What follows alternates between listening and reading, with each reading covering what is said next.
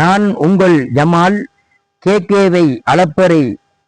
உங்களுக்கு அஸ்ஸலாமு அலைக்கும் வரஹமத்துல்லாஹி வபரகாத்துஹு. கேகேவை அளப்பறை நண்பர்களுக்கு அஸ்ஸலாமு அலைக்கும். நான் உங்கள் பிராஸ். அஸ்ஸலாமு அலைக்கும் ஜமால் மச்சான். வலைக்கும் அஸ்ஸலாம் வரஹமத்துல்லாஹி வபரகாத்துஹு. இந்த நம்ம ஒரு நேர்காணல் ஒன்று வந்திருக்கோம். சொல்லுங்க. இந்த நேர்காணல்ல வந்துட்டு என்ன விளக்கம் பண்ண மச்சான், நாட்டு நிலவரத்தை பத்தி இந்த நம்ம ஊர்ல நாட்டுல நடக்கிற நிலவரங்களை பத்தி ஒரு விரிவாக்கமா பார்ப்போம். இந்த மாதிரி இந்த நேர்காணல் நம்ம ஸ்டார்ட் பண்ணிருக்கோம். சொல்லுங்க. இதை பத்தின உங்களோட கருத்து என்ன மச்சான்? நாட்டு நிலவரத்தை பத்தியும் ஊர்ல நடக்கிற சம்பவங்களை பத்தியும் பேசுறது மக்களுக்கு ஒரு விழிப்புணர்வா இருக்குமா இல்லையா?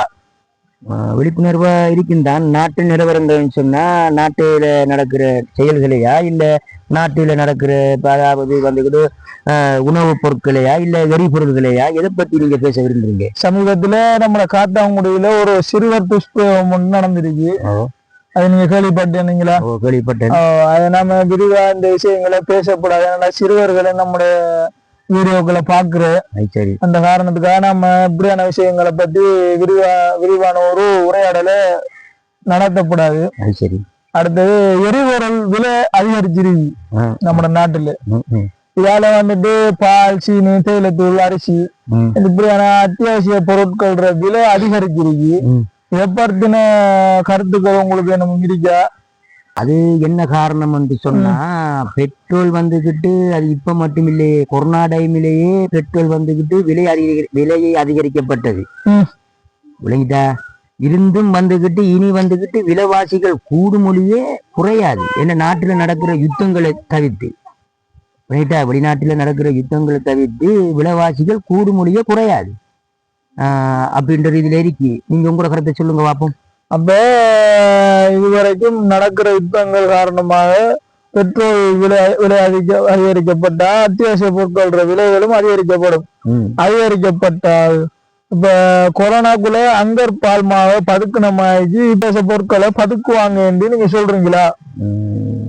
அது இனி பெரும்பாலும் இனி ஒவ்வொரு மனிதன் அடிப்படை, அதாவது வந்துகிட்டு இப்ப நானா இருந்தாலும் சரிதான், நமக்கு இது தேவைப்பட்டா வந்துகிட்டு அந்த டைம்ல நாம இது கொடுத்து போட்டு இது பதுக்கிற டைம்ல பதுக்கத்தான் செய்வாங்க.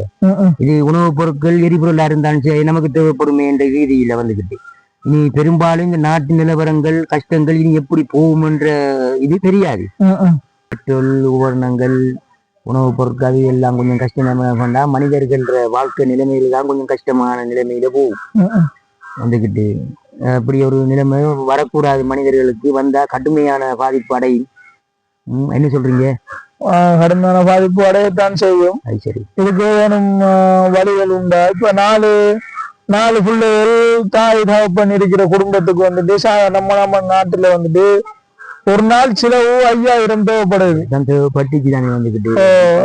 தேவைப்பட்டுச்சு இல்ல மச்சான். இப்ப தற்போதைய காலத்துக்கு 5000 ரூபாய் உண்டு நம்ம நாட்டுல வசிக்கிற ஒரு குடும்பத்துக்கு குடும்ப தேவைகளை பூர்த்தி செய்வதற்காக வேண்டி தேவைப்படுது. இப்ப அந்த காசை உழைக்கிற அளவுக்கு நாட்டுல இப்ப தொழில் இல்லை.